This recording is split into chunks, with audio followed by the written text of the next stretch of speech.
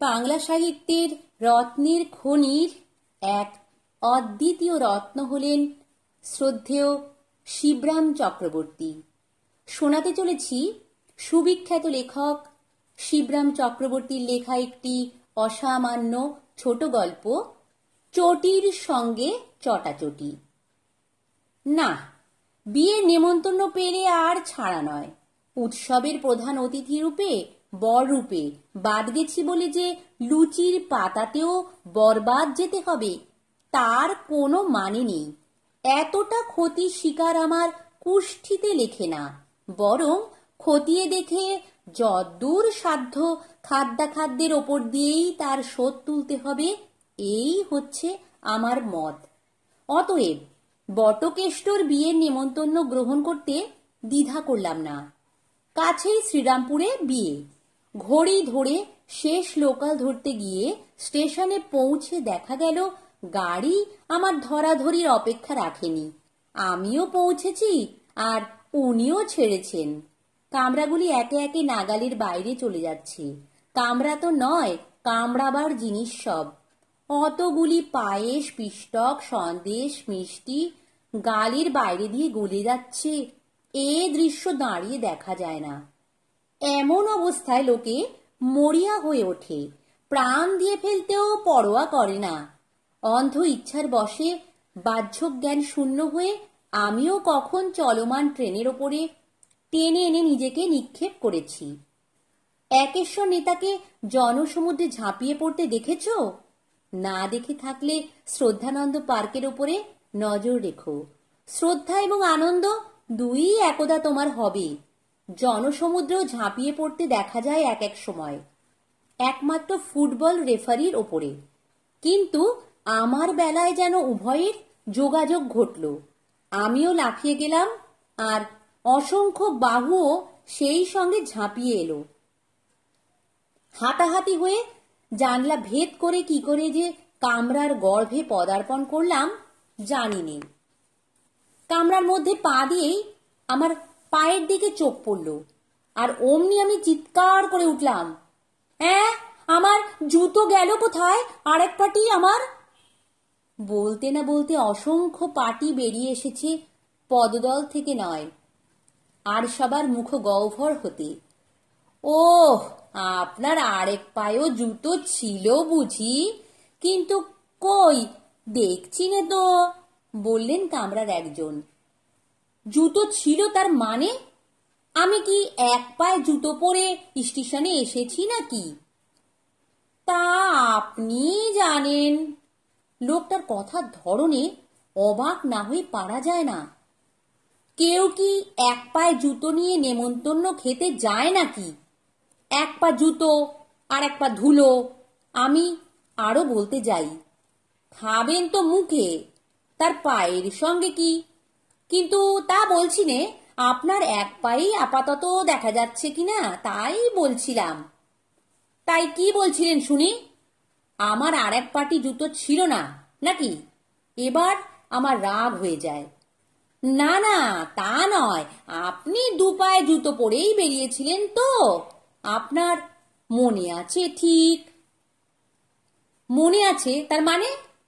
ভদ্রলোকের রসিকতা পেকে উঠে আমার মনের মধ্যে পাক লাগায়, আমার মুঠোর মধ্যে ঘুষির মতো আকার নিতে থাকে। বলেন তো, এই দণ্ডে আপনাকেও মনে পড়িয়ে দিতে পারি, দেব নাকি? আহা, চড়ছেন কেন? দুপাটি জুতোই একসাথে কেন খইতে থাকে?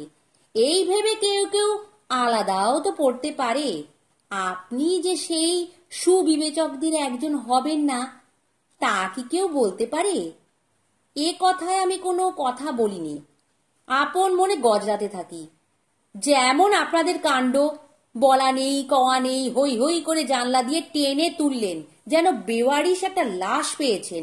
এমন তাড়াহুড়ো লাগালেন যে চোখে কানে দেখতে দিলেন না, কোন দিকে যে একটু তাকাবো তার ফুরসত দিলেন না পর্যন্ত। তাই তো এমন কাণ্ডটা ঘটল। কেন মশাই, অমন করে ধরে বেঁধে টানা হ্যাচড়া করে টেনে তোলবার কি দরকার ছিল শুনি? জানলা দিয়ে ওইভাবে আমাকে আমদানি না করলে কি চলতো না? আর অমন করে অত কষ্ট করে জানলা দিয়েই বা আমি আসবো কেন? আসতে যাব কেন? কেন, আমি কি নগদ পয়সায় টিকিট কাটিনি নাকি? আপনি নিজেই কাটা পড়তেন যে, টিকিটের মতোই যে কাটা পড়তেন, গাড়ি ছেড়ে দিয়েছিল কিনা, জানালেন ওদের একজন। কাটা পড়তাম সেও আমার ভালো ছিল, তাহলে তো আমার জুতোটা এভাবে খোয়া যেত না। নতুন কেনা বোম্বে স্লিপার মশাই, 6 টাকা 9 আনা দাম। আমার দীর্ঘ নিঃশ্বাস পড়তে থাকে। তার ওপর 21 পয়সা সেস ট্যাক্স। কতবার কত বাড়ি নেমন্তন্ন খেলে তবে যে টাকাটা উঠবে কে জানে। আরে মশাই, দুঃখ করছেন কেন? কাটা পড়লে ল্যাটা চুকে যেত তা ঠিক, জুতোর শোকটা আর আপনার লাগতো না, কিন্তু ভগবানের আপনার ওপর নেক নজর থাকতে পারে তো, আছে কিনা বলা তো যায় না। সেরকম টান আপনার ওপর তার থাকলে নিজের পাঁঠা তিনি লেজের দিকেও কাটতে পারতেন, মাথার কাটা না গিয়ে মাথায় মাথায় বেঁচে পায়ের দিকেও কাটা যেতে পারতেন তো। অপর একজন ভয়াবহতর অঘটনের দিকে অঙ্গুলি নির্দেশ করলো। জুতো খোয়া যাওয়ার চেয়েও সেটা একটু বেশি খোয়ার হতো নাকি? আর পা খরচ হয়ে গেলে জুতো পরতেনই বা কোথায়? আরেকজনের অনুযোগ কানে এলো। পড়তুম আমার মাথায়, বিরক্ত হয়ে বলি এবং জানলার বাইরে ভ্রুক্ষেপ করি। কিন্তু এখন তাকানো বৃথা। গাড়ি কখন প্ল্যাটফর্ম পেরিয়ে লাইনের গোঁজামিল এড়িয়ে সিগন্যাল সমারোহ পার করে লিলুয়ার পথে এসে পড়েছে। এখান থেকে সেই পলাতক স্লিপারের পাত্তা পাবার চেষ্টা দুরাশা মাত্র। তাহলে আর এই আরেক পাটি বজায় রেখে কি হবে? কোন কাজে লাগবে? পায়েও লাগবে না, মাঝখান থেকে মনে লাগবে কেবল। জুতোর কাঁটার মতোই খচখচ করবে মনের মধ্যে। কে সইবে এত খচখচানি? না, কাজ নেই। অন্যটিকে জানলা গলিয়ে আগেরটির অনুসরণে পাঠাতে যাচ্ছি। গাড়ির সবাই হাঁ হাঁ করে উঠলেন। আহা হা, করেন কি করেন কি? অমন করে কাউকে তাড়িয়ে দিতে আছে? যাকে রাখো সেই রাখে, এ কথাটাও কি আপনি জানেন না? জানি তো, কিন্তু যে আমাকে পায়ে রাখবে না তাকে রেখে লাভ। এ বরং সামনে থেকে হারানো আরেকজনের কথা মনে করিয়ে দেবে, বারংবার আমার পুরনো শোক উথলিয়ে তুলবে। সেই কি ভালো? এই কথাটাই জুত মতো ভাষায় জুতোর দৃষ্টান্ত সামনে রেখে বলি তাদের। হাতের জুতো হাতে রেখেই বলি, ফেলতে চান ফেলুন, আপনার জিনিস আপনি ফেলবেন, আমরা না বলবার কে? আমরা কেন বাধা দিতে যাব বলুন? তবে আরেকবার আরেক পাটি জুতো ঠিক এইভাবেই গেছলো, আর তার মালিককে একদিন চোখের জল ফেলতে হয়েছিল তার জন্যে। সেই কথাই বলছিলাম। ওদের মধ্যে প্রবীণ গোছের একজন দীর্ঘ নিঃশ্বাস ফেলে জানালেন, সেই কথা শুনে কাহিনী না শুনেই ভড়কে গেলাম। হাতের জুতো হাতেই থেকে গেল আমার, ফেলা হলো না। কথাটা কি শুনি? বলতে গিয়ে গাড়ি শুদ্ধ সবার গলা থেকে নিজের জিজ্ঞাসাটাই শুনতে পাওয়া গেল। সমবেত কণ্ঠে যুগপৎ প্রতিধ্বনিতে একই প্রশ্ন। সেও ঠিক এই রকম ব্যাপার। হাতের লক্ষ্মী পায়ে ঠেলতে গিয়ে, কিংবা সঠিকভাবে বললে পায়ের লক্ষণ হাতে ঠেলতে গিয়ে শেষটায় আফসোস। এই বলে ভদ্রলোক একটু জিরিয়ে আমাদের কৌতূহল অধিকতর উদ্রেকের সুযোগ দিয়ে শুরু করলেন। শরৎচন্দ্রের নাম শুনেছেন তো? অপরাজেয় কথাশিল্পী শরৎচন্দ্র, তারই গল্প। শুরু হলো ভদ্রলোকের বর্ণনা। শুনুন তাহলে। তার গল্প বটে, কিন্তু তার লেখা কোনো গল্প নয়। তাহলে তো তার গ্রন্থাবলিতেই পেতেন। এ হচ্ছে তার নিজের জীবনে ঘটিত এক কাহিনী। শিশির কুমারের থিয়েটারে শরৎচন্দ্র তার নিজেরই কি একটা বইয়ের অভিনয় দেখতে গেছিলেন। অভিনয় তো দেখলেন, অভিনয় দেখা আর এমন কি কষ্টকর, তবে কষ্টের ব্যাপার ঘটল তারপরে। নিজের পামসুর একপাটি অভিনয় শেষে আর দেখতে পেলেন না। পায়ের পামসুর একপাটি আবার যাবে কোথায়? পদচ্যুত হয়ে কাছাকাছি তো পড়ে থাকবার কথা, কিন্তু তার ত্রিসীমানাতেও সে নেই। কুশন চেয়ারের এধারে ওধারে নানা ধারে পা দিয়ে যতটা হাতানো যায় হাতড়ানো চলে, তার তিনি ত্রুটি করলেন না, কিন্তু কিছুতেই সেটাকে বাগানো গেল না। কাজেই বিরক্ত হয়ে শরৎচন্দ্র আর যে পাটিটাকে পায়ের কাছে পেলেন তাকেই হস্তগত করে উঠে পড়লেন। শরৎচন্দ্রের বন্ধুরা থিয়েটারের বাইরে এসে অবাক হয়ে গেল।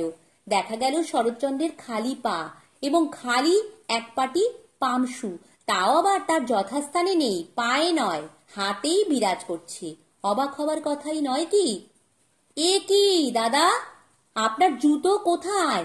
আর এক পাটি দেখছি নে যে, চেঁচিয়ে উঠলেন একজন। দেখতে পেলে শ্রীচরণে শুই দেখতেন, বললেন শরৎচন্দ্র। কষ্ট করে আর শ্রী হস্তে দেখতে হতো না। তবে ওটাকে আর কেন হাতে রেখেছেন? ফেলে দিন। জুতো আপনার হাতে মানায় না, জানালেন একজন। দৃষ্টিকটু ওই দৃশ্য বোধহয় তার অসহ্য ঠেকছিল। সন্দিগ্ধ নেত্রে চারধারে তাকালেন শরৎচন্দ্র, তারপর বললেন, সেটি হচ্ছে না। 22 টাকা দামের সেদিনের কেনা এই দামি পামসু এইখানে ফেলে যাব তুমি ভেবেছ? চোর বেটা এখানেই কোথাও ঘাপটি মেরে আছে, তককে তককে রয়েছে আড়ালে। এক পাটি রেখে আর কি হবে এই ভেবে বৈরাগ্যবশে যেই না আমি এটিকে ফেলে দিয়ে যাব, অমনি উনি এসে মজা করে এটিকেও হাতাবেন, পুরো জোড়াটাই হাত সাফাই করবেন। সেটি হচ্ছে না। আমার পামসু নিখরচায় উনি পড়ে আরাম করবেন, সেটি আমি হতে দিচ্ছি নে। এ আমি বাড়ি নিয়ে যাব। এই বলে ঘাপটি মারা চোরের আশায় ছাই দিয়ে পাটিহারা পামসুটাকে বগল দাবাই করে বাড়ির দিকে তিনি পা বাড়ালেন। তারপর কি হলো? গাড়ি শুধু সবাই আমরা কৌতূহলী হয়ে উঠলাম। ভদ্রলোক একটু দম নিচ্ছিলেন। শুনুন না বলি, সেই কথাই তো বলছি।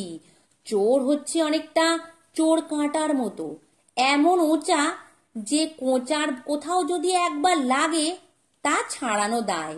সে সময় তিনি কলকাতার পরপারে হাওড়া পেরিয়ে বাজেশিবপুরে থাকতেন। তখন ছিল পুরনো হাওড়ার পুল। গঙ্গার ওপর দিয়ে ট্রামের যাতায়াত ছিল না, হেঁটে পুল পেরুতে হতো। হাওড়া পুলের মাঝামাঝি এসে শরৎবাবুর মনে হলো, জুতোর লোভে লোভে চোরটা তার পিছু পিছু আসছে না তো? শেষটায় একটা জুতোর খোঁজে এসে তার আর সব দামি জুতোদেরও না ফাঁক করে চলে যায়।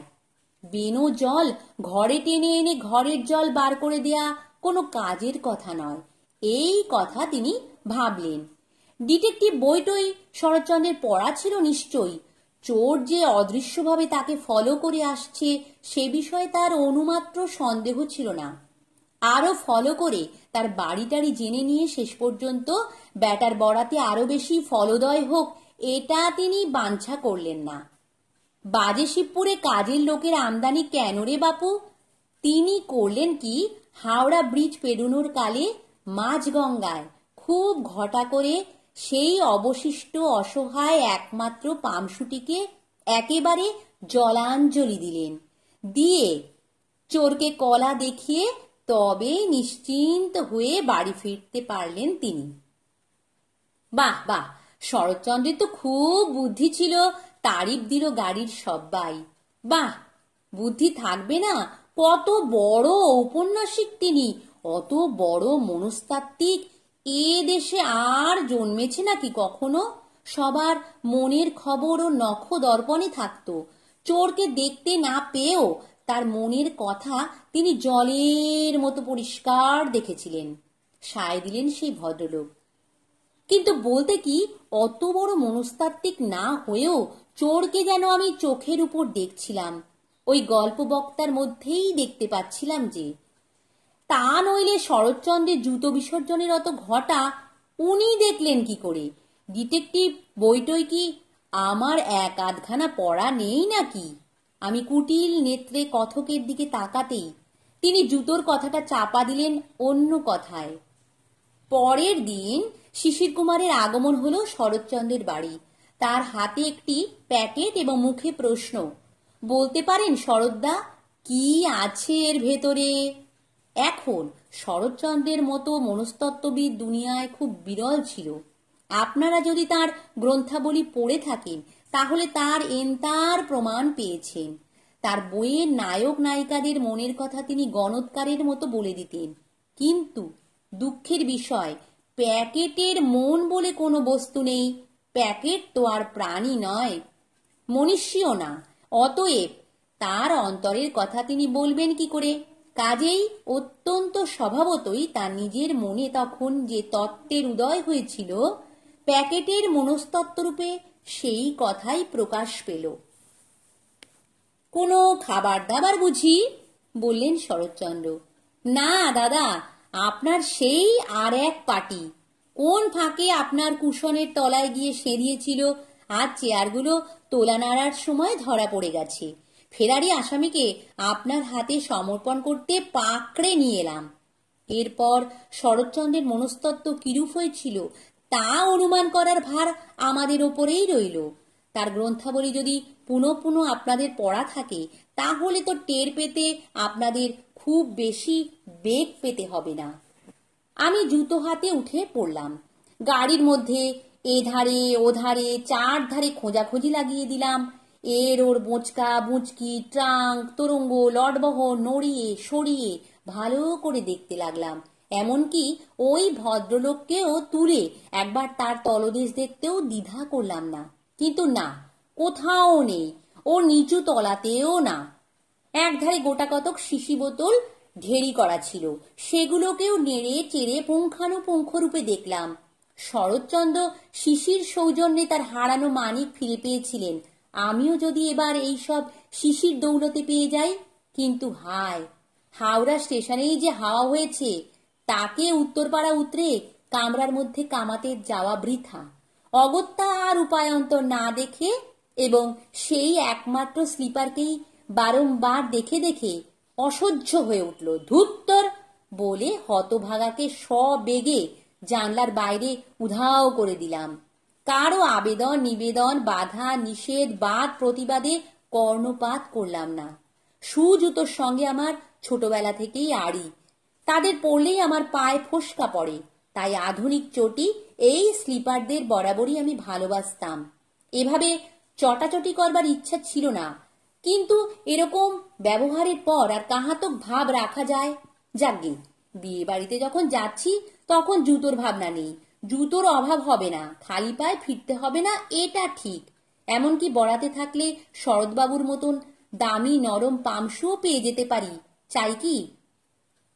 সবাই কিছু এখনো এত চালাক হয়ে যায়নি যে ছেঁড়া স্যান্ডেল পায়ে দিয়ে আত্মরক্ষা করে আত্মীয়তা রক্ষা করতে বেরিয়েছে। শ্রীরামপুর স্টেশনে নামলাম। ওমা, এ কি? গাড়ির পাদানির ওপরে গাদা হয়ে বসে এ কে? শ্রীমান সেই স্লিপারই নয়? চিনতে দেরি হলো না, তার অপর পার্টি। নমস্কার। গল্প পাঠ ভালো লাগলে চ্যানেলটি সাবস্ক্রাইব করো আর লাইক কমেন্ট এবং শেয়ারও করো।